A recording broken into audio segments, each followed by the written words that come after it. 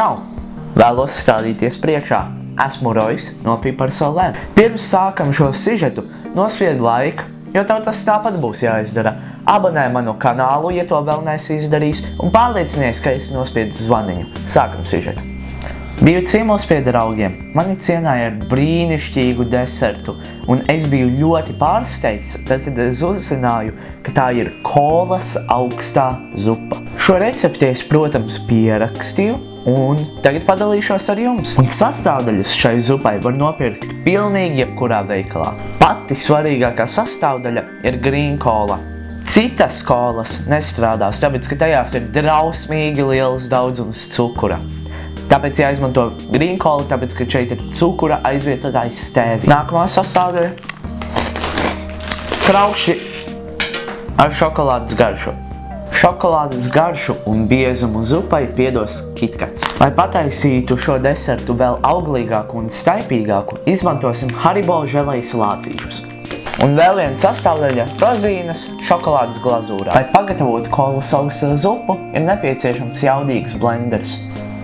Kā pirmo ieliešu kolu un vajag tieši vienu buļģiņu. 10 mazi cepumiņi. Kā minēju sākumā, Haribo lācīšus vajag gan garšai, gan konsistencei. Un vajag tieši 4 dažādus Haribo lācīšus. 6 rozīnes šokolādē, 3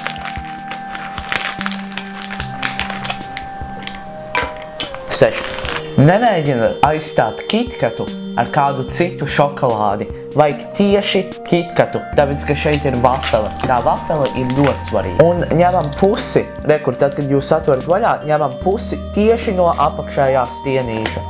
Pusi no apakšējā stienīša.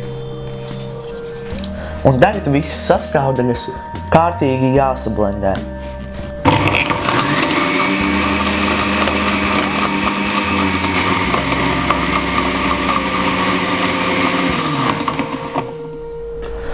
Tagad zupu salej trauciņos un ieliek leduskapī vismaz uz 12 stundām.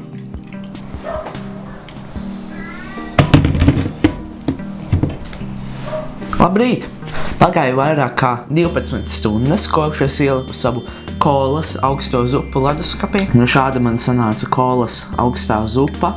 Kā redzat, konsistence ir bieza, bet nav pilnībā sasalusi. Saldētavā neliekat, liekat leduskapī, savādāk būs vienkārši kolas bluķis. Pagaršošu. Wow! Šis ir superīgi. Jums noteikti šis ir jāatkārto mājās. Var just to kolu. Pēcgarša ir auglīga pēc gumijlācīšiem. Ļoti garšīgi. Var just arī tos šokolādes cepumus. Vispār superīgi. Labi, laiks atvadīties. Ar jums bija Rojs no Pipara Solē. Atā!